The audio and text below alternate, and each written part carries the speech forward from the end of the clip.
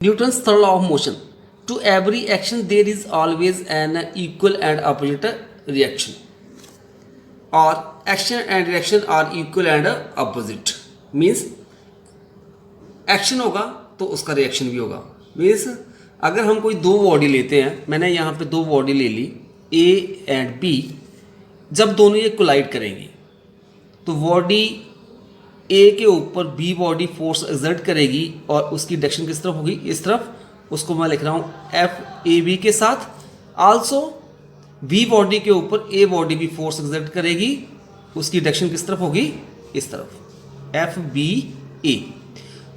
Means जब दो body आपस में टकराती हैं तो एक बॉडी मतलब यहाँ पे ए बॉडी बी के ऊपर फोर्स करेगी एक्सर्ट, बी ए के ऊपर करेगी. मतलब ए एक्शन कर रहा है बी के ऊपर तो उसका रिएक्शन होगा बी के द्वारा ए के ऊपर.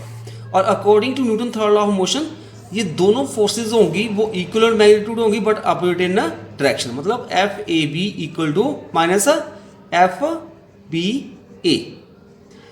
जो बॉडी बी ए के ऊपर फोर्स एक्सर्ट करेगी उसकी डायरेक्शन इस तरफ होगी और जो ए बी के ऊपर जो एक्सर्ट करेगी उसकी डायरेक्शन इस तरफ होगी. इसके लिए हम एक और एग्जांपल लेते हैं. ये हमारे पास आ गई अर्थ और वॉल जो है उसको हम ड्रॉप करते हैं कुछ हाइट से. तो क्या होगा, अर्थ जो है उस वॉल के ऊपर फोर्स एक्सर्ट करेगी और वो कौन सी होगी, दैट इज अ ग्रेविटी की फोर्स. और वॉल जो है वो भी अर्थ के ऊपर फोर्स एक्सर्ट करेगी बट वो नोटिसेबल नहीं होती है. क्यों नहीं होती है, क्योंकि जो मास ऑफ अर्थ होता है वो वेरी लार्ज होता है compare to the mass of the wall. Next है proof for Newton third law of motion. Consider an isolated system consisting of two bodies A and B moving along same straight line. Let the body collide so that they mutually act and react upon each other. हमने एक isolated system ले लिया. Isolated system क्या होता है, वो system जिसके ऊपर एक्सटर्नल फोर्स एक्ट नहीं करती है. और इन दैट केस दो बॉडी ले ली मैंने ए और बी और जो कि दोनों मूव कर रही हैं सेम स्ट्रेट लाइन में. और जब ये दोनों बॉडी आपस में कोलाइड करेंगी तो ए बॉडी बी के ऊपर फोर्स लगाएगी, बी ए के ऊपर लगाएगी.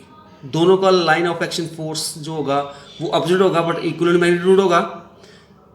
मतलब एक्शन और रिएक्शन अगर करेगा. When the body collides then their velocity changes after collision, so momentum also changes. क्योंकि मोमेंटम होता है it is a product of mass and velocity. अगर वेलोसिटी चेंज हो रही है, कोलिजन के बाद वेलोसिटी चेंज होगी तो उनका मोमेंटम भी चेंज होगा.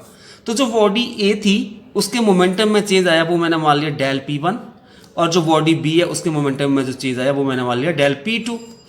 अब इसके बाद law of conservation of linear momentum लगा देंगे. जो नेट चेंज आएगा लीनियर मोमेंटम में ऑफ द सिस्टम, मतलब जो सिस्टम में हमारे पास बॉडी ए एंड बी है उनके मोमेंटम में जो नेट चेंज आएगा वो किसका होगा, जीरो के बराबर. That is del P1 plus del P2 equal to zero. Next step में हम डेल P1 को इक्वल टू के इस साइड लेके जाएंगे तो हमारे पास बन जाएगा del P2 vector equal to minus del P1 vector. This is question number 1. Next step में हम क्वेश्चन 1 को डिवाइड कर देंगे डेल T के साथ और साथ में लिमिट लेंगे del T tending to zero. So equation 1 becomes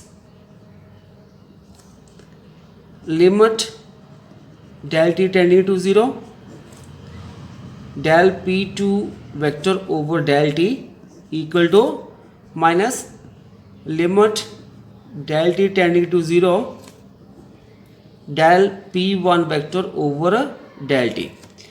जब हम limit del T tending to 0 लेंगे तो हमारे पास ये डाइवर्जेंस बन जाएगा dP2y dt equal to minus dP1 vector y dt. This is question number 2. जो dp2 वेक्टर ओवर dt ये क्या होगा, change in momentum of the body b और एक इसके और हो जाएगा force on body b.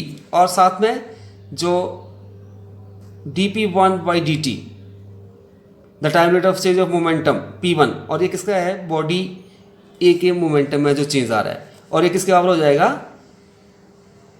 Force on body A. So from question 2, so यहाँ पे हम लिख सकते हैं force on body B equal to minus force on body A. So force on body B किसके बराबर हो जाएगा, that is F B A equal to minus F A B. Hence, force of action and reaction are equal and opposite, which proves Newton third law of motion. इस तरह से जो force of action and reaction equal होगी और opposite होगी, यही है हमारे पास Newton third law of motion. So this is the proof for Newton third law of motion.